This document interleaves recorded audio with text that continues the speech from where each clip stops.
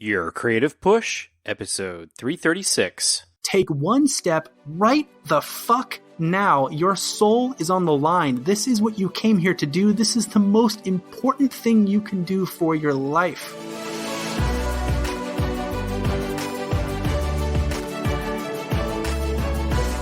Welcome to Your Creative Push, the podcast that pushes you to pursue your creative passions. I'm your host, Youngman Brown, and my guest today needs no introduction because they have been on the show twice before in episodes 232 and 296, the one and only Alatar. And Al comes on the show today to talk about what their miracle morning has looked like recently, and also realizing that they might have ADHD and some of the methods and hacks that they have been using to stay more focused. Al also shares the way in which the creative process has become a religious experience for them, their mantra of writing your own gospel and living your own myth, and also their recent experience with magic mushrooms. We also dive into J.R.R. Tolkien and how cultivating a relationship with our unconscious can help us in our own creative pursuits, and also how working on yourself is the greatest creative act that you can embark upon. And finally, we talk about Sesta and Fasta and how that changed the landscape for adult artists, what that did for their mindset, and, of course, Bugs Bunnying your way through any situation. As always, a hell of a show when Al comes on, a ton of resources for you, a ton of inspiration for you, also a ton of fun, and, of course, an amazing final push. So please sit back, relax, prepare to be inspired and entertained by my dear friend, Alatar. Al, welcome back for the third time. I think you're my first third timer. Anyway, welcome back to Your Creative Push. Dude, it is always a pleasure to be here. I'm excited for the third time is the charm show. No, first and second were a charm, though, so maybe the third time is going to be the disaster episode. Yeah, I don't know. Maybe this is going to be an unmitigated disaster, and I'm going to end it with like apologies and crying. I guess we'll see. The final apology. So anyway, like last time we talked, I was getting started because you had put me on to the Miracle Morning. So that was like just before I started getting into that. I had just read the book and was ready to do it. And for me, it was a whopping success. Like it changed my life for the period of time that I did it. I have reverted back into like the night owl mode for now, just because that's the way it's been going. Like all my interviewees have been scheduling at night, yourself included. We're talking right now at 10 at night. So just the way life has been going. I've been reverting back to that, but I've been like craving those mornings, like kind of like we were talking about before. So I wanted to ask you at the top here, what's your progress been with the Miracle Morning? Do you still have your sacred mornings, and how has that been going? Yeah. So about halfway through the year after we talked, my Miracle Mornings kind of waffled for a while. They never fully went away. But I went through some stuff and mornings got a little weird for me. And like, I started like, it kind of kept like paring down because during my initial Miracle Morning practice, I was getting up at 5 because I just really wanted that like solid 3 hours, before I had to go anywhere or do anything. I really, really wanted that. And I was like dead set on that. But A, that meant I was like going to bed at like 8:39 every night. And B, even then, like even if I went to bed with plenty of time, 5 was just a struggle. Like I just couldn't make it work. And after a while, I like sat down and reconsidered some things and started like experimenting with my sleep schedule. And I would sleep into a certain point. I would try to get up at a certain point and just kind of like went back and forth until I kind of settled on 6 o'clock. And so once I had figured out a decent time that I could reasonably wake up, then I started focusing in on redeveloping the habit and rebuilding the mornings. And this is actually right around the time, this was a couple months ago, with the prompting of my therapist, I started considering the notion that I may actually be ADHD. It's something that's been brought up numerous times in my past before, and every time I flat out denied it. With good reason. I mean, I am very capable of focusing, and I did 15 years of martial arts, and that kind of teaches you to pay attention to things even if you don't want to and follow through and all that. So like I thought, nah, there's no way, right? But the more I looked into the symptoms and examined my own subjective experience of things, I started realizing, no, actually, I think I am, because it explains why it's hard for me to lock down on a habit. It explains why routine is kind of my enemy in some ways. It explains why if something's out of sight, it's out of mind, all this kind of stuff. So I kind of started working on that, and I got into some books and whatever, and I started learning new techniques for starting new habits for people with ADHD. And so I ended up setting up like this reward system for me where I would go for streaks on things, right? And it's like if I had a 3-day streak, I got to go buy a Monster at the gas station before work, and so on, and escalating on until I hit 30 days. And so I started with getting back up at 6. And just like we talked about in our last episode, I made my rule: as long as I'm up, I win. Right, set the bar low. Yeah. And between that and the rewards, that locked it in. And after about 2 weeks of that, I was already kind of starting to faff about with my sketchbook and stuff. I was like, all right, so let's start asking myself, using the principles of Miracle Morning, what am I going to do every day? And so I started rebuilding that Miracle Morning practice. And so at this point, I've got a pretty solid practice where I get up, I do my physical therapy for my wrist. I meditate with my cat, Peach. She always joins me. It's so funny. She's incredibly insistent about it. So when she sees me walking towards the spot where I sit, she just starts meeping excitedly and circling, and she's like in my lap before I'm even seated. It's great. I have my little meditation buddy. Yeah, she's the apple of my eye. I love her so much. So I get that time in, and then I'm teaching myself Japanese. I'm starting out with Duolingo, which is pretty easy, and then I'm going to escalate from there. But I've been doing that, and then so I get my meditation in, I get my Japanese in, I get my physical therapy in, and then I spend the time that remains drawing. And so that's what my Miracle Morning looks like right now. There's not as many like affirmations and that kind of thing. Those are more sprinkled out like throughout the day on like an as needed basis. And I do my reading in the evening so that way I kind of wind down for bed. Yeah, I find that there's nothing more enjoyable than like having a nice cup of non-caffeinated tea and reading at night. Like that's like what I look forward to. Like I never read as part of my Miracle Morning. I like to save that for the end of the day. It's like you said, it's the perfect way to wind down. Yeah, it really is. It really is. And it chills me out and it allows me to work through my my book queue, which is always great because my Goodreads list grows by like 10 every day. Yeah, my book queue is me going on Amazon and buying the book, and then it's sitting on my bookshelf, and then just the bookshelf keeps growing and growing. I also have that problem. Used bookstores are the worst, especially when you can get store credit for like old books and video games and stuff. I have like 2 shelves full of books that I got for like dirt cheap that were like books I really wanted to read. So I was like, I'm going to grab them. And now I'm like, oh no. That's awesome. Well, okay. So for me, I think I am also undiagnosed ADHD. Yeah. And I think a lot of people can at least relate to that feeling of, I probably wasn't diagnosed with ADHD. Because I have so much trouble focusing. And I think that's just kind of a symptom of the just constant distraction world we live in, with technology and everything like that.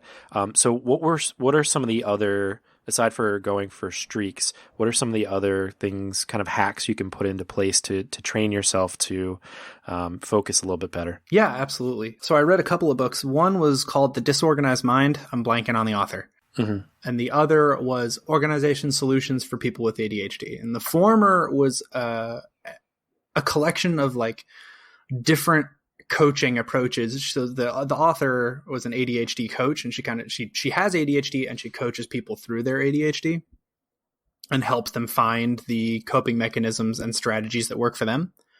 So a lot of it was basically like, here's some case examples. Here's what I would do if someone was struggling with X, Y, or Z.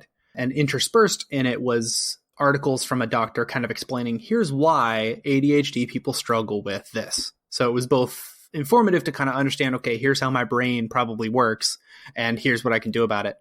So I recommend checking that book out. And the second one is Organizing Solutions for ADHD. And that one is just like, you don't even have to read the whole book. You read like the first third of the book and it tells you everything. And it's life hacks for ADHD people. Basically, like, if you're ADHD, it's out of sight, out of mind. So you don't let it out of sight.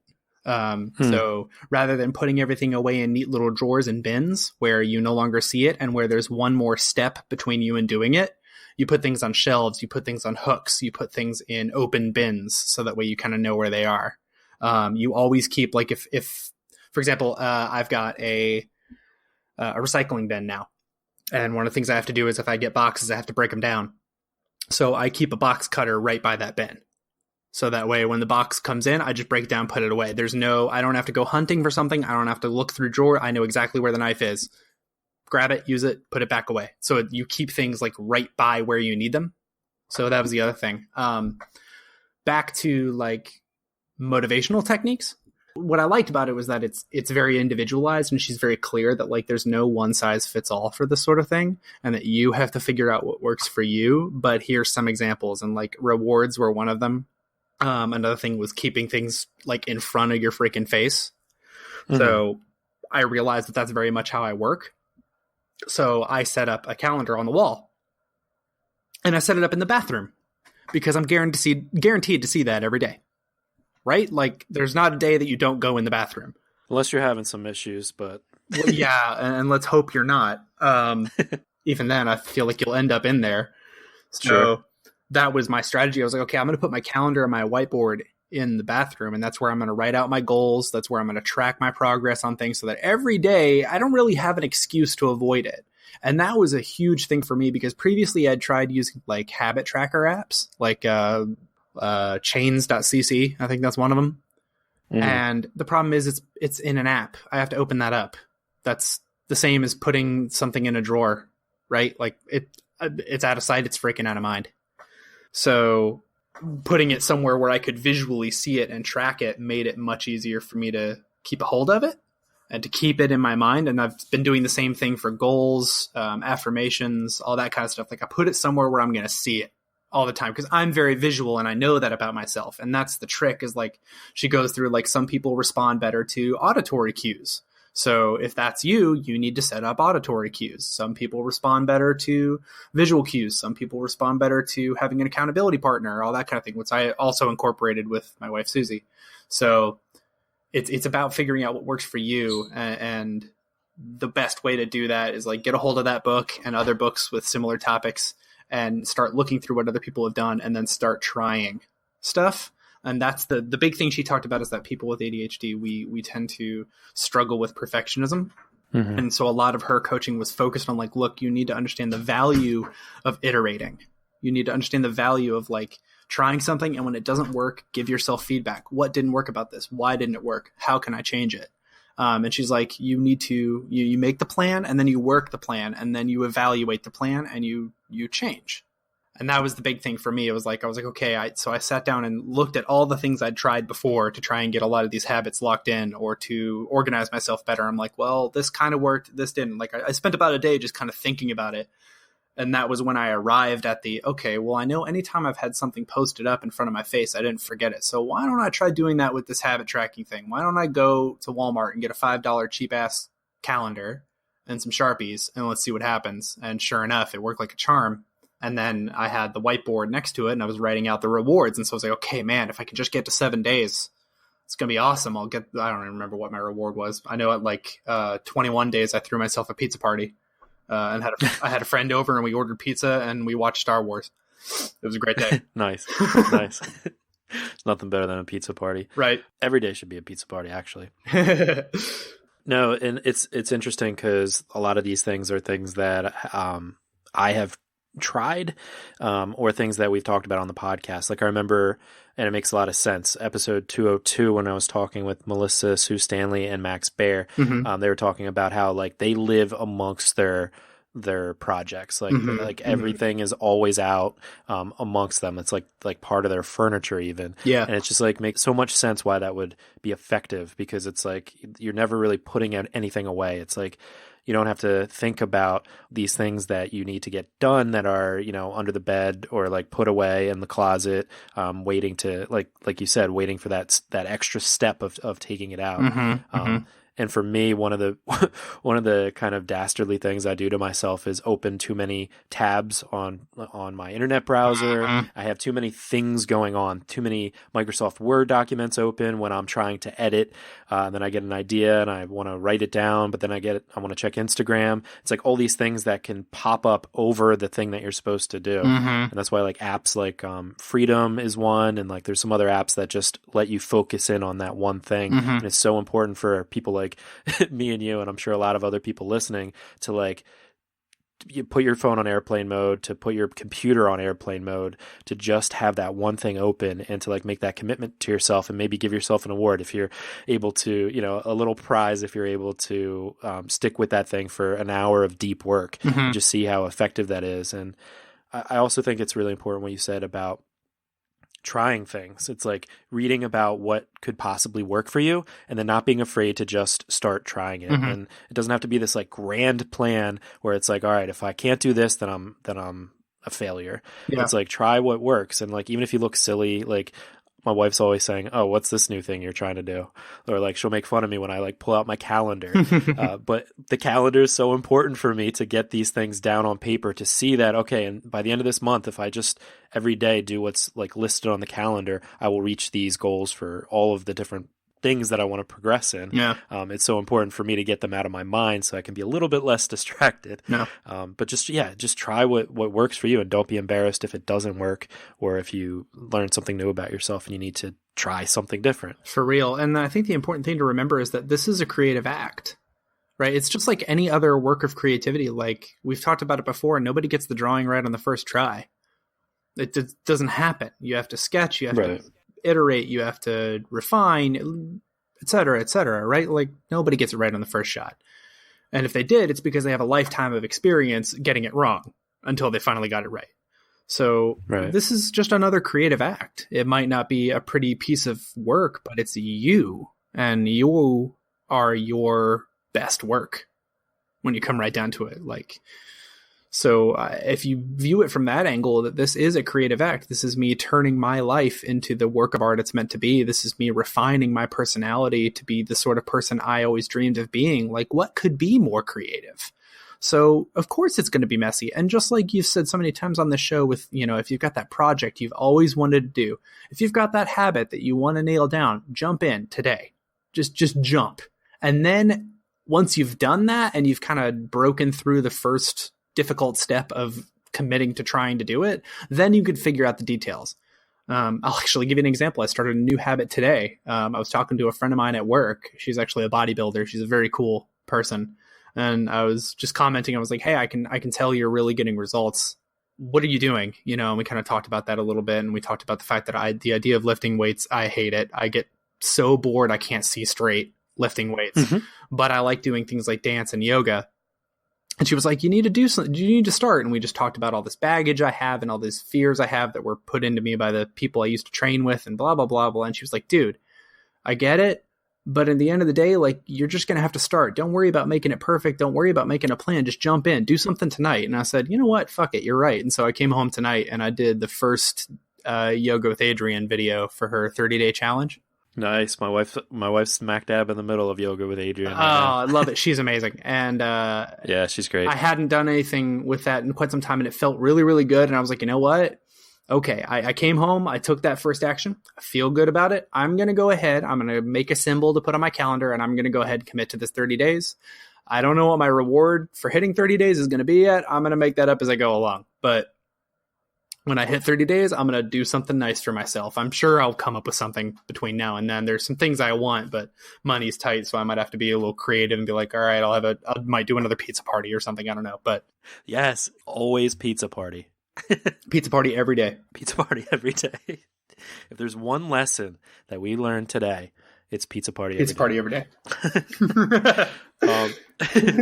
So you reached out to me a little while ago and you were saying how you were surprised that you never realized this before about like pursuing art as a spiritual path itself, or like as a kind of like a religious experience. Yeah. So I was wondering, could you describe that for the listeners? I will do my best, but it's one of those, it's trying to like strain an elephant. when you talk about it, like it's like any spiritual experience, like, but the best way I can describe it is kind of to point to our last episode and like the story I told at the end of it of, us being our creative God or having a divine spark within us. To me, pursuing art has become the path that teaches me how to pursue life. Kind of like we were talking about earlier, how like creating new habits and stuff for yourself, that's an artistic act when you really think about it.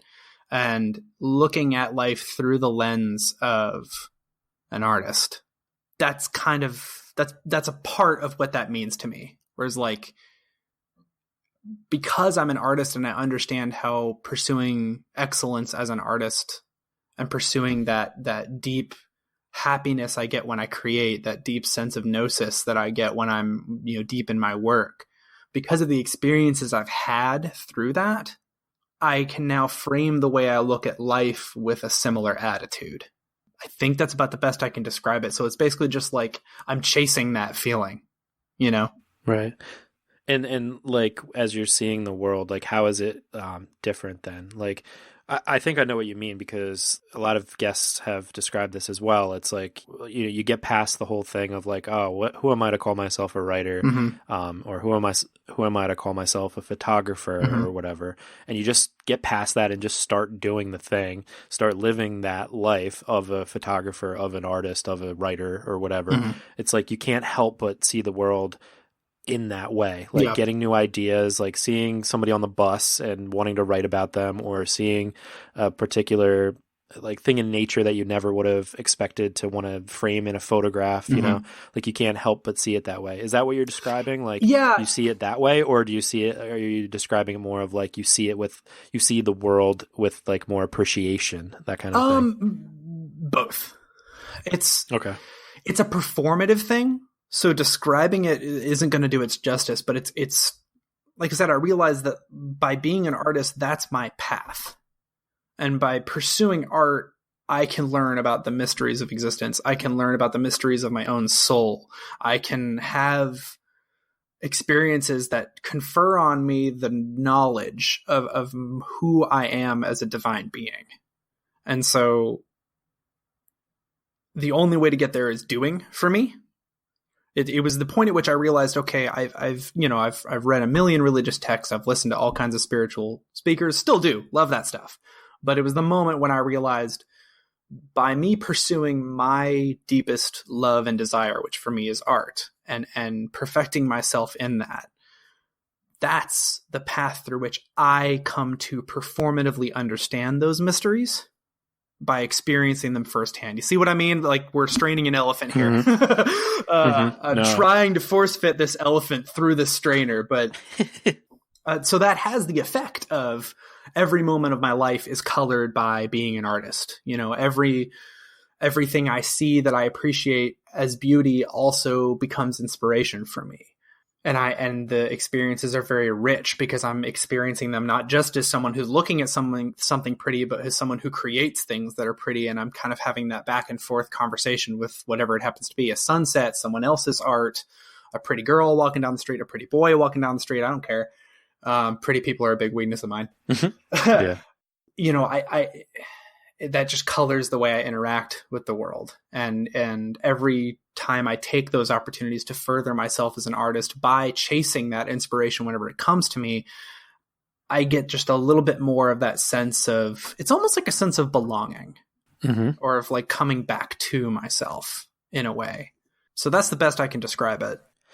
Yeah, I think what you're describing goes back to what we talked about last time, with like finally feeling like the player character and not the non-player character. And like, it's like you get to control like your kind of universe. You get to control like you said, like hopping universes last time. Like you get to realize that, okay, this universe that I'm in right now is my life, and I get to choose what I do, and I get to choose how I see the world, as opposed to kind of being a cog in the machine of, being a part of somebody else's story or everybody else's story. Like just like taking control and seeing it the way you want to see it. And I think that's kind of the role of every artist, or what every artist or every creative person should strive to do, is to get in that comfortable space where it's like, every single day you get to like go outside or go inside yourself and just like be okay with asking those questions and trying to figure shit out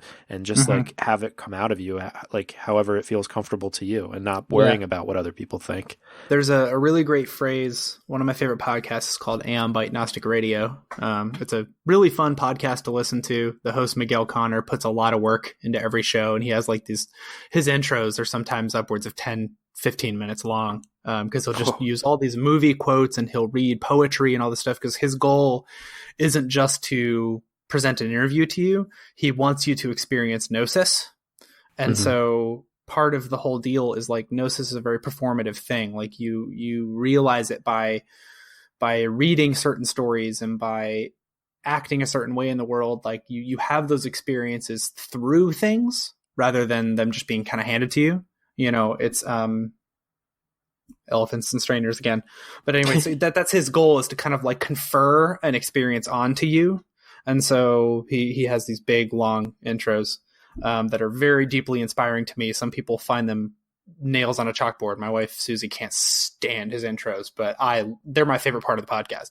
But something he always says in that is, write your own gospel and live your own myth. And that the first time I heard him say that, I wrote that shit down and like sticky noted it onto my computer and stared at it. And I think that phrase kind of encapsulates what I'm kind of getting at with this, is like, I'm the protag. This is my myth, but it's a myth, which means it's deep and profound and often very weird, and things are connected in ways that make no sense, you know? So I'm living that myth, and I'm writing the gospel. I'm creating my artwork, and I'm piecing together the knowledge that is useful to me and deciding what I believe and deciding why I believe it and all that. Like you kind of get what I'm going towards with that. For sure. Well, and you've always, since I've known you, at least, have seen the world in this like cool way, like that I definitely jive with. That like I think it's like magical, and obviously you would agree with that. Yes, it's magic. Yes. You also told me about an experience you had recently with mushrooms, and I was wondering how that affected the way that you've kind of already seen the world in that way that mushrooms kind of allows you to open up to, or at least it did for me.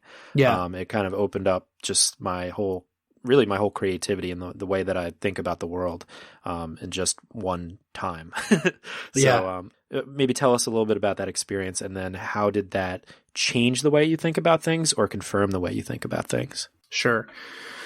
So I made the decision to take magic mushrooms actually on the advice of Gordon White from RuneSoup.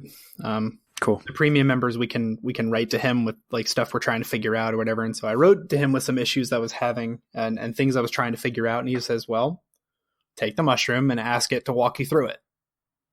Because the mushroom, in our view, as we understand it, based on the evidence and our interactions with it, it's a spirit. It's a being that's here to help, you know, and is here to guide and to teach. And I mean, if you talk to just about anybody who's done it, they say the same thing. Yep. And so I took him at his word, and I got a hold of some with a couple friends of mine who are very near and dear to me. And we did them together with no real goal, no huge ritual. We had like said a brief prayer to the mushroom, thanking it for being here and whatever else in the beginning, and ask it to teach us what we need to learn and heal us of what we need to be healed of. And then we just took it and had a grand old time. And it was a very fun day. I did some really awesome art, which I'll be sure to send you to upload. It was just I cracked open a physical sketchbook for the first time in like 5 years and sharpened a lead pencil for the first time in God knows how long, and threw with that. And it was pretty awesome, actually. So that was my first time interacting with a spirit like that was able to speak to me through my own voice and through the voice of the people around me. There was it was just this phenomenal experience of, you know, the line where I ended and where my friends began blurred almost to the point where it stopped existing. We were finishing each other's sentences. We were having conversations that were only like 1/3 words. I would bring up something that was like that I was dealing with, and my friend would walk me through it as if they were like the most expert psychologist you've ever talked to, but also the most loving, caring parent you've ever had. They would just step into that role without thinking. And they would say exactly what I needed to hear and draw exactly what I needed to be drawn out of me. And I mean, I spent most of the day like in happy tears, honestly. And we did that for each other. We kept like bouncing back and forth. I walked them through some stuff. They walked me through some stuff. And we also just, we had fun and drew. And I remember one distinct moment where I tried a single potato chip, because when you're on mushrooms, you have no appetite. Right. But I wanted to like experience the chip, and it was really fantastic. It kind of instantly puts you into the flow state of being a child, where everything is interesting and everything is fascinating, and you see the best in everything. Like one of my friends who was there, he really likes, I guess you could call them fidget toys, like. Yeah, like this fidget spinners and stuff like that. Well, he's got those, but they're toys that require skill to use. So like he's got this one that's like it's a string with a ball on either end and two balls on the string that just kind of move.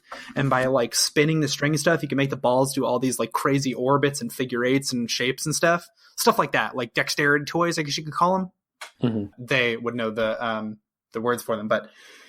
So I was just like fascinated with their skill, and I was like, dude, you're like a dex build. That's like your only stat. And they were like, yeah, absolutely. I put all my stats in dexterity, like it was just this really fun thing. But like I saw them as a kid would, where I was just like, whoa, you're so cool. Like, you know what I mean? Like, and they were saying the same thing to me. They were like, man, you draw the coolest shit. I could never do that shit. Like we were just so excited about each other and what we were capable of. And can I jump in? Yeah, go ahead. And I think for people listening that haven't experienced something like this, it's it's easy to like hear what we're talking about and hear like, oh, okay, well, you were just stoned or whatever, like you're just being goofy and laughing at everything. But like it's so much like deeper than that and can't be explained, that like it's just like this inescapable truth that I think everybody that takes mushrooms experiences. And it's like of course there can be like bad trips, but it usually has to do with the people that you're with or the place that you're at. Yeah. But like it's for the most part like just this crazy, it's like entering a different universe that you've actually already been there. Like it feels like you've been there before. And you feel like everybody else is there or has been there. And it's like this universal like thing that makes everything come together. That was the most profound thing about it. It was a sense of coming home. Yeah. I that's why I'm saying it was like being a child, because like it was like I was just remembering, oh yeah, I can just be really excited about stuff. And that's okay. I don't have to sit here and act all cool or whatever. And it's okay to have fun with things and look at things. And it's okay that I haven't figured all my stuff out. And oops, I just made a mistake. Oh, well, like you just feel like a kid, and it feels like something that you've always known how to do, but it reminds you. And I think that's what, at least in part, what the mushroom is there to do, is remind us of things we've forgotten and remind us to how to be our truest selves. And so I kind of came out of that experience the same, but slightly different. Certainly it let my creativity off the chain in a way that nothing else has. I felt more of that permission that we all wait for than I had ever had, where this felt like a legitimate thing. And it was not long after that I kind of started arriving at my art being a spiritual practice. Yeah. I can't sit here and tell anybody what to do, but it brings you back to that like unconditional love that like I think we all have from birth, and you can just see other human beings as like a baby basically, that or once a baby, you know what I mean? Yeah. And I mean, it's not for everybody, and I have no dog in the race to try and convince anyone to do it, but It was a wonderful experience for me, and I think it is a profound way to get in touch with your true nature as who you really are, and a profound way to move yourself forward in life. The mushroom is very kind and a good teacher, and if you're interested and you have a safe and, to cover our asses, legal way of doing so, go for it. Yes, legal. I think eventually it will be legal. I think with all the studies that they're doing. Actually, I have a friend that is doing at Johns Hopkins, he's doing the smoking cessation trial with psilocybin.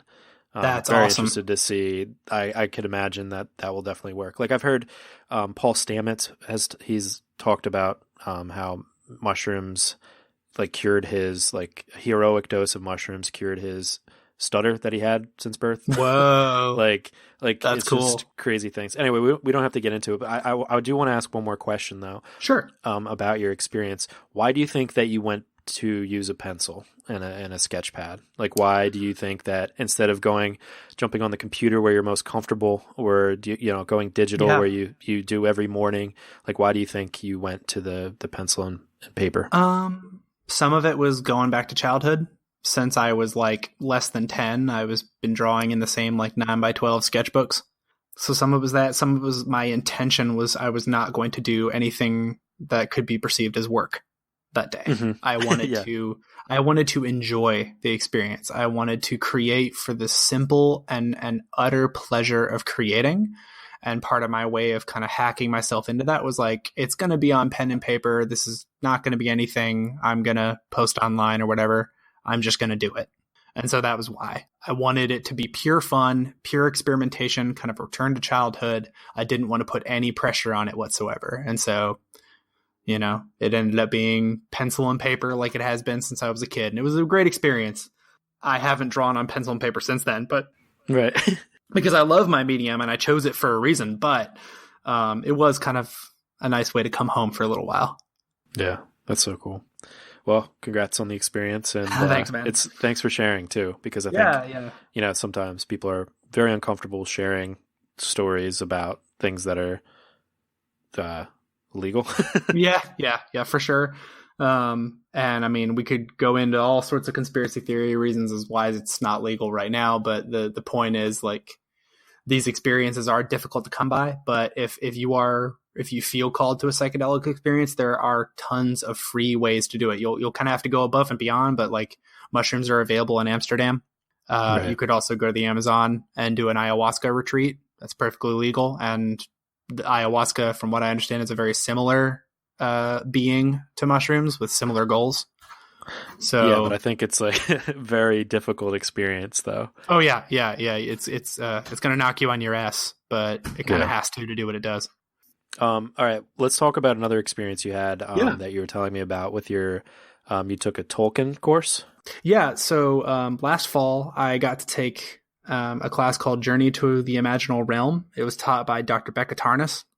I found out about her through Rune Soup because, again, one of my favorite podcasts. And actually, I really recommend both of her episodes on that show. So she's an amazing human being and she's very well learned. But what she's most known for right now is that she did her doctoral thesis, her dissertation, comparing Carl Jung's Red Book with the Red Book of Westmarch, that is Lord of the Rings. It's incredible. It'll blow your freaking mind to listen to. And she's got, there's a couple presentations she's given on YouTube. Her dissertation defense is on YouTube. Her like pre-dissertation presentation about this is on YouTube. And she's talked about it multiple times on Rune Soup. And she's actually, a book will be coming out based on her dissertation eventually. But so she did basically it's just a guided reading. And her goal was just to like give us the best experience of Lord of the Rings that we could have. So she supplied, essays and stuff. She translated all the Elvish that was untranslated. She would highlight stuff to us and call out the history. She would teach us about Tolkien's process when he wrote certain things, like just give us the best, most enjoyable, most profound experience we could have. And that was one of the most incredible experiences of my life. Like I'm still emailing her off and on. She's actually teaching another course right now. I didn't have the money for it, but she's teaching a course on the Silmarillion now with the same intent. I wanted to so bad, but I'm actually like getting ready to move in with my folks and like pay off a bunch of debt and stuff. So like I just can't justify the money. But I had that amazing experience with the first class. And she said that later on the recordings are going to be available for purchase. So sooner or later I'll be able to kind of walk myself through it. But anyway, it was just this incredible thing because she has a very deep understanding from a Jungian and archetypical perspective of what the imaginal even am. Like what do we mean when we say fiction, when we say stories, when we say myth? Because from anything other than a materialist cosmology, those have some kind of reality to them, right? And so she kind of walked us through what Tolkien's beliefs about that were. He has this really amazing essay called On Fairy Stories that I highly recommend anyone read. There's a copy of that essay in the back of Journey to the Perilous Realm, or Tales from the Perilous Realm, excuse me, which is a collection of like his fairy stories. But he had this whole idea of sub-creation. So like, you know, he was Catholic. So in his cosmology, like God creates the world and then we sub-create, you know, we gain inspiration from this like divine realm and then we kind of add our own stuff to it. And then we are creators in our own right. You can imagine with my kind of Gnostic take on that, how interested in that notion I was, right?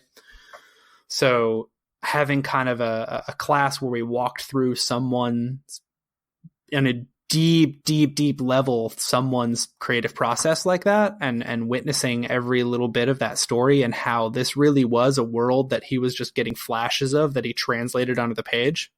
It was just this wonderful experience that really opened up my relationship to stories and myth in an even wider way. Like, you know, obviously in our last conversation, we talked about the fact that like mythology is very important to me and I often put myself in the shoes of the characters or whatever else. But this just deepened that in a very lived in kind of way. You know, just by me experiencing that book, I kind of on an intuitive level began to understand that a little better, if that makes sense.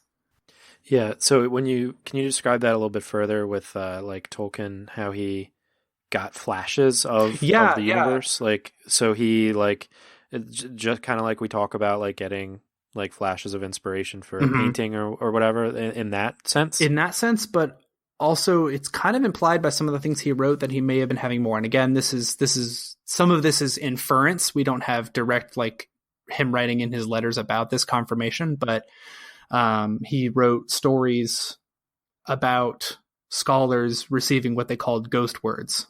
And sometimes he would basically hear an Elvish word and be like, now I have to figure out what that means. But going deeper than that, when he was young, before he even started writing Lord of the Rings, he had this little sketchbook called the Book of Ishnis that had all these really visionary kind of psychedelic drawings in it. And many of the images from that went on to show up in his mythology that would eventually inform Lord of the Rings.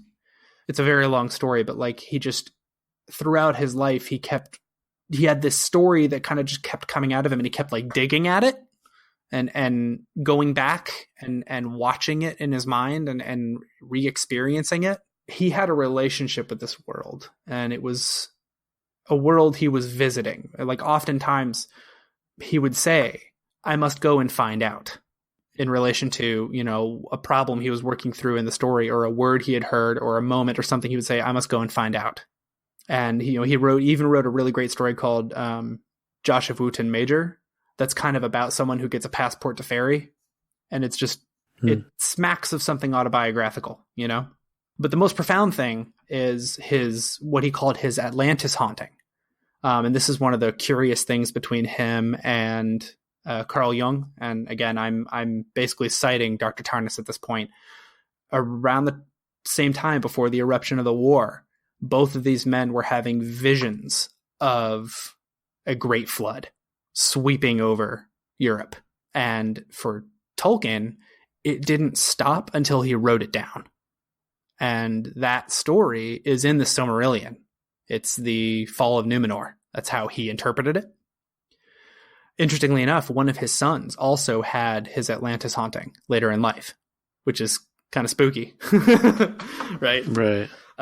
So that was one of the examples of like these things that just kind of like came to him. So he was having, not only was he an extraordinarily brilliant and creative man, this isn't to undercut any of the incredible hard work that he put into making Lord of the Rings, but he was having an experience, an imaginal experience that he was then bringing to us, as it were. And it gets really weird when you start comparing that to the Red Book, because there's similar imagery and similar themes and all this other stuff.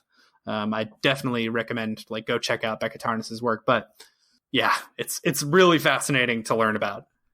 And when he's saying I must go and find out, is he what's he doing? Is he meditating, or is he going to sleep, or just we don't thinking really hard, or we don't where okay. Yeah, we don't know. We can only infer, but what I infer is that he was doing something very similar to what Carl Jung did with his active imagination, which is basically just, close your eyes and imagine and let your imagination run wild. If you really commit to that, you will find that it will go places that you are not controlling or planning, especially if you start out with an image. This is more of a Jungian thing. He calls it entering the image, or maybe just Jungians call it that. But in any case, like if you've had a very significant dream, or you've got a tarot card that seems to be calling to you, or you've just seen something that catches your eye, close your eyes, imagine it, imagine yourself in it, and then wait for it to come alive. Wait for it to start moving. Wait for it to start taking on a life of its own. And when it does, let it go wherever it's going to go and record it, write it down. Best practice would be to do some kind of art related to it, because that's what Jung did. That's half of his Red Book is these gorgeous paintings he did illustrating the things he saw and the things he encountered. So if I had to guess, I'm going to guess that that's more or less what was going on with Tolkien, is that he would go inside and mentally go to fairy and see what he saw. And then he would apply his incredible skills as a scholar and a linguist and a writer to translate that elephant into something we could read.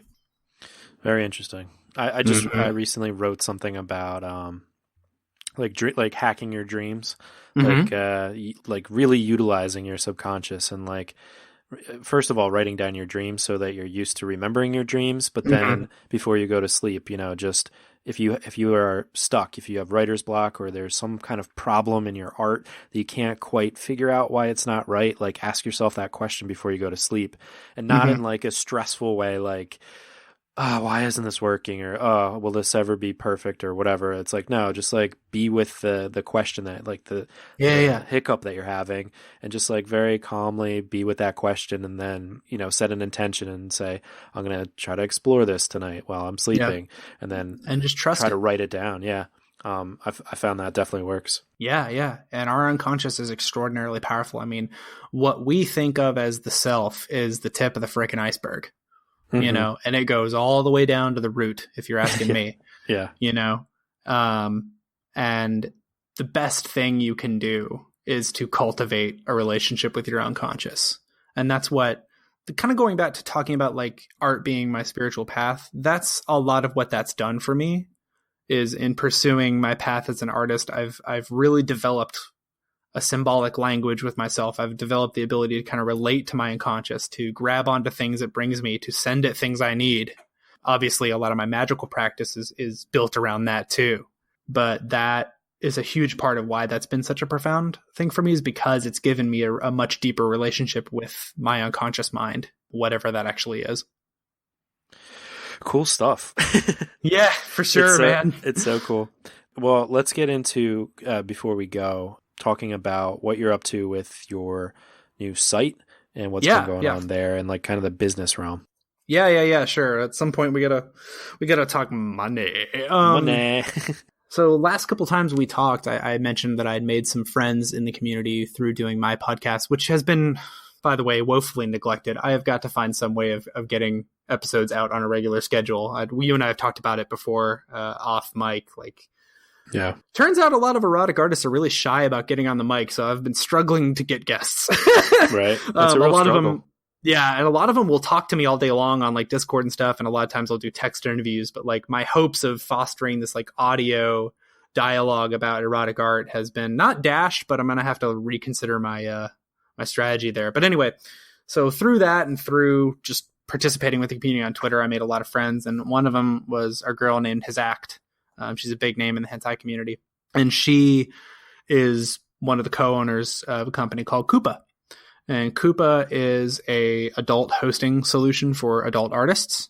They have solutions for people who just want to, pay for hosting and pay for, like a pay site solution, basically.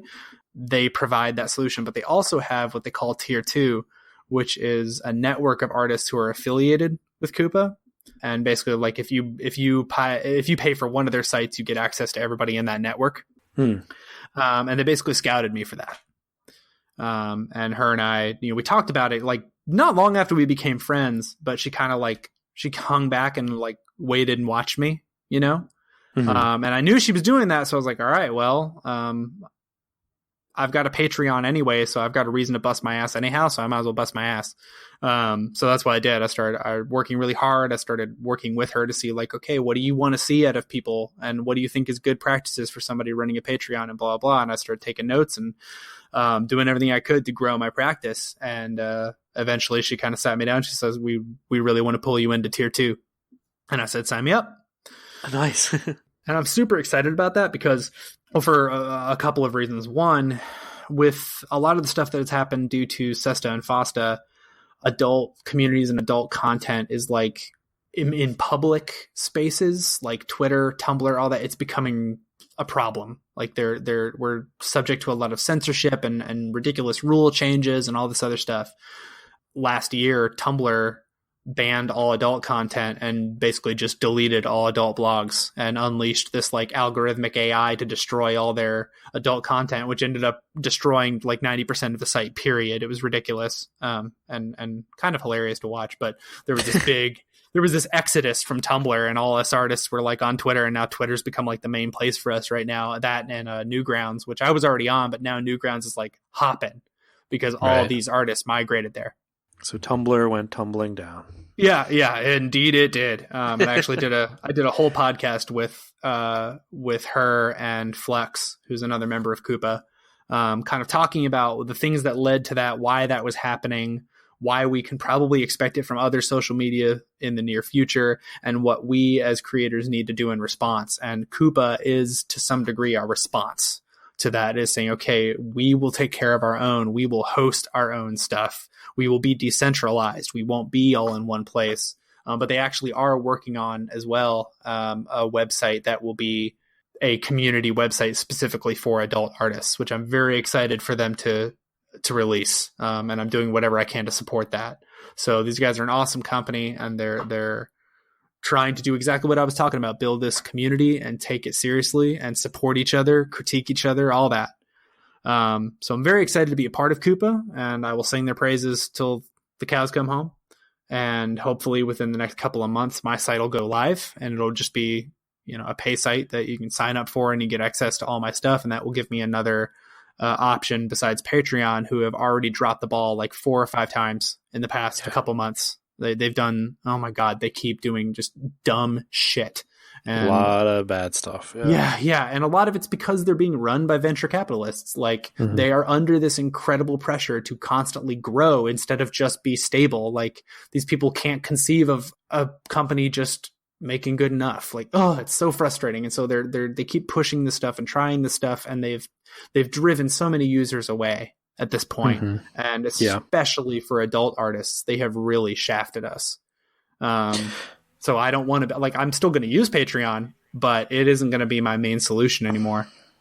Yeah, I'm starting to think of alternatives, just based on, we don't have to get into all the shit that's going down, but does that ever affect you then, like emotionally? Like, oh my God, sites do shit like this, like to your particular niche. Yeah. Okay, so how does it make you feel? No, and then like what does your response have to be, like, emotionally? It pisses me off mostly. I get very angry. Behind that, there is a quiet despair and fear. Deep bone-shaking fear, because it's like, God, am I going to wake up tomorrow and this world is going to be like fucking 1984 or V for Vendetta, and I'm just not going to be allowed to do this shit because everyone suddenly gets like hyper puritanical and laws are created that, could incriminate me for doing this. Like there is deep fear underneath all this for sure. And like SESTA and FOSTA, I mean, it's a move to seize people's freedoms using forced sex work as a scapegoat. That's what it is. It's dead obvious when you watch what's been happening ever since then. It's a power grab to try and gain more control over the internet. And it's scary stuff, man. No doubt about it. So then how do you persevere through that kind of crippling anger and fear, some of it is just raw rebellious determination that I'm going to do what I believe is right, whether the narrative tells me it is or not. And I'm going to find my way to this happiness in my artistic path, no matter what. I look at it as I try to embody a bit of trickster energy. And what I mean by that is if you watch like Bugs Bunny is like a trickster archetype, right? And if you watch Bugs Bunny, like if he runs into a wall, he draws a door and walks through the door. Doesn't make any fucking sense, but he does it. At any given point, he always just takes the next step that'll get him closer to his goal. Or another example is Captain Jack Sparrow in the Pirates series. Mm-hmm. He's the same way. At any given point, he's like, okay, what is the next step that will take me closer to what I want? You know, and he literally has a compass, right? That's like a symbol for your internal compass pointing you to your true north. All right, whatever is the next step that will get me there, that's what I'm doing. No matter how chaotic or crazy the situation is, I'm just going to ask myself, okay, what's the next step I can take? And that's been a lot of how I've had to handle it is, okay, what's the next step I can take? All right, Tumblr has gone to shit. I got to turn up the volume on Twitter. All right. Looks like this community is starting to develop a solution. I need to make sure that I'm supporting them. Even if I'm not going to be a part of it, I need to make sure I'm supporting them, giving them a voice, et cetera, et cetera. You know, turns out I am going to be a part of it, and that's really exciting. But even before I knew I was like, okay, these guys are part of what is trying to go against this. So I guess I tap into my rebellious spirit, you know, like welcome to the Rebel Alliance, you know? Yes. Like I'm not going to take this lying down, and I'm going to make sure I'm educated, and I'm going to make sure I'm going to do what I can do regardless of who tells me whether I'm allowed to or not. So that's a lot of it is just like sheer righteous indignation and determination, honestly. Good. No, like I really admire your steadfastness, I guess, and your ability to Bugs Bunny things. Yeah. I think that's a good analogy. Yeah. Like when there's a seemingly insurmountable wall, an impenetrable wall, you know, just draw a hole, figure a way through it, you know? Draw a door. Absolutely. Or trick the monster who's chasing you, like, you know, do the whole Toro thing and let him plow through the wall and then walk through it. Like whatever it looks like. Bugs Bunny your way through the situation. And that goes back to some of the stuff we talked about in our previous shows about like affirmations and your beliefs about yourself and about the universe. Those things could have made me believe that the world's out to get me and I will never escape from the blah, blah, blah. Like I could have let that belief take over, and I deliberately chose not to. And I said, no, right. I'm going to believe that despite everything, I still live in a probabilistic universe. I am still a creative force. I can still make this work for myself. I'm just going to have to pivot, you know? Well said. Like every time that you're on, I'm always super inspired, and the conversation is always fresh, and we always have you have such great insights on everything. So I appreciate you coming on. And again, I can't wait to have you on for the 4th time. Dude, I am always happy to do this. You know, we talked about it before, but I see my mission as trading enchantment and inspiration with the world. And this gives me an opportunity to do that. So thank you for giving me a chance to do what frankly brings me life and makes me happy. And if one person listens to this and has their world re-enchanted and finds themselves filled with inspiration, then frankly, I can die happy. I love that mindset. Obviously, I love that mindset. So thank you for being a part of the YCP family. Sure, for sure. Do you want to do a final push, or do you want to just forego it? This is your creative push. Of course I'm going to do a final push. What the hell's wrong with you? I'm sorry. I doubted myself. Well, I don't want to ask too much of my recurring guests. You know, like every guest that comes on once, obviously you got to give a final push. But to ask for a trilogy of final pushes? A trilogy of final pushes. Yeah, no, I'm game, man. It's a challenge. I may not be able to top what I did previously or anything, but yeah, what the hell? Let's freaking do it. All right, push us. All right. So once again, here I am reaching through the microphone, grabbing you by the shoulder, grabbing you by the soul, and I'm here to tell you what you already know. Why are you listening to me? Why do you need my permission? What are you waiting for? Like, seriously, whoever you are, I don't know your name, but I know you're listening. I can tell. What the hell are you waiting for?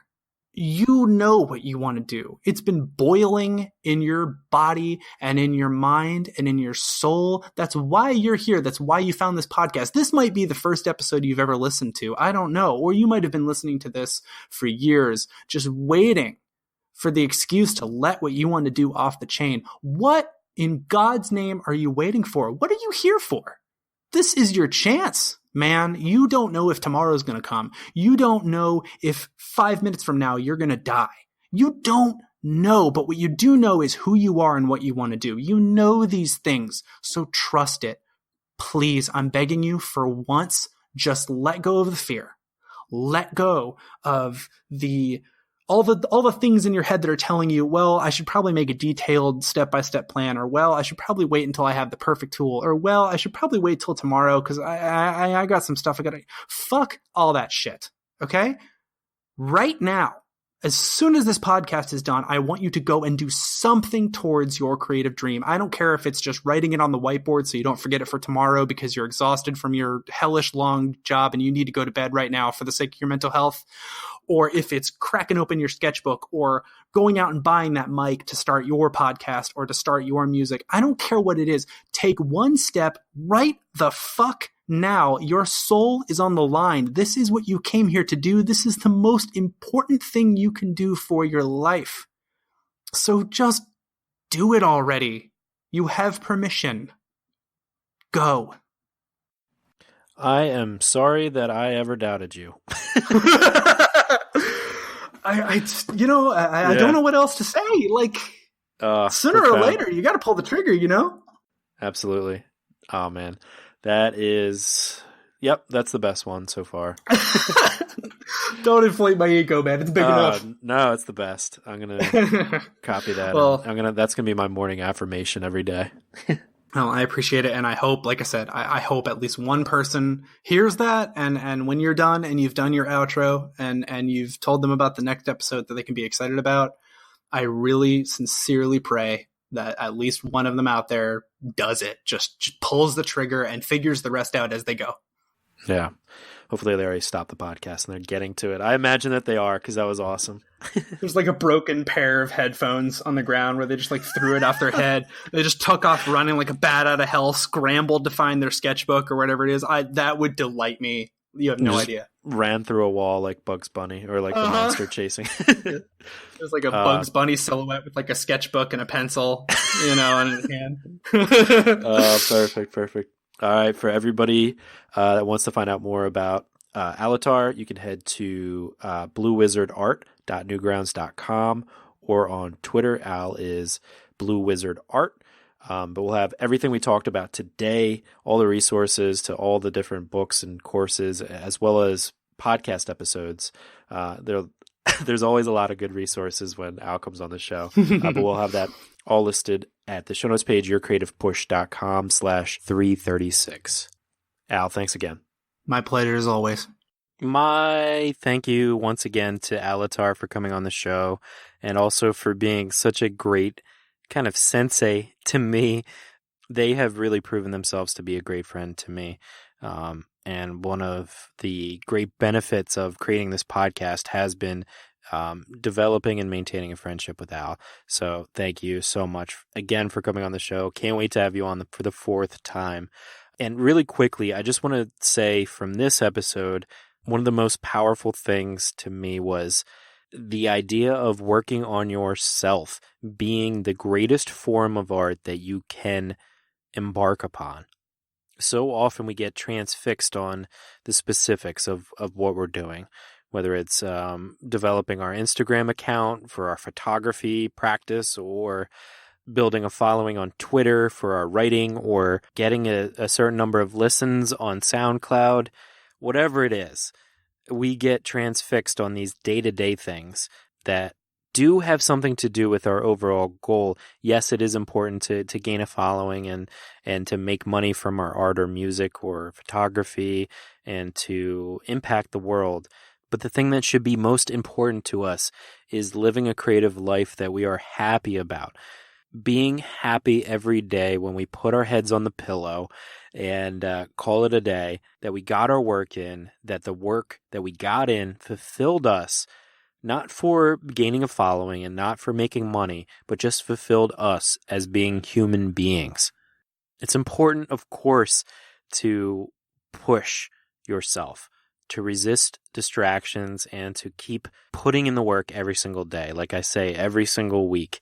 But it's also important to find that routine that works for you, where you're balanced and where you feel happy. when you go to sleep at night.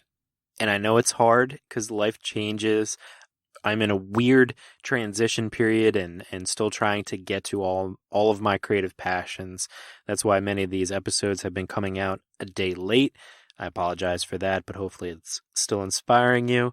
But you have to prioritize for yourself, and you have to be happy with the life that you're living as you're going towards your goals. Make sure that it's something that's making you happy every day as you're getting to that goal. And Al and I actually geeked out on that a little bit after the episode. So for all of my patrons, you get a little bit of bonus content this week. You can head to yourcreativepush.com/Patreon if you are not a patron yet to hear a little bit of extra content, or if you just want to support the show, which I very much appreciate. On our next episode, we have Nick Ulibarri. Nick is a photographer from Chicago who specializes in shooting architecture, real estate, food, and hospitality. And he comes on the show next week to talk about all of those different industries, but also some tips for Instagram, building your following, and also one of my favorite things, what it's like to be in a helicopter and shooting photographs. You can find out more about Nick at nuphoto.com. And on Instagram, he is Nick_Ulibarri. That's ULIVIERI. But of course, if it's easier for you, you can head to today's show notes page, yourcreativepush.com/336. That's where you can find those links, as well as everything we talked about today with Alatar.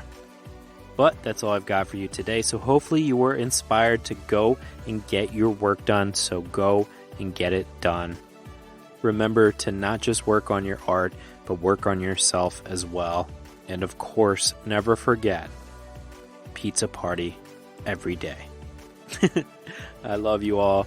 Have a great week, and we'll see you next time. Bye. Never miss a push. Head to yourcreativepush.com/subscribe to find the easiest way for you to subscribe to the podcast.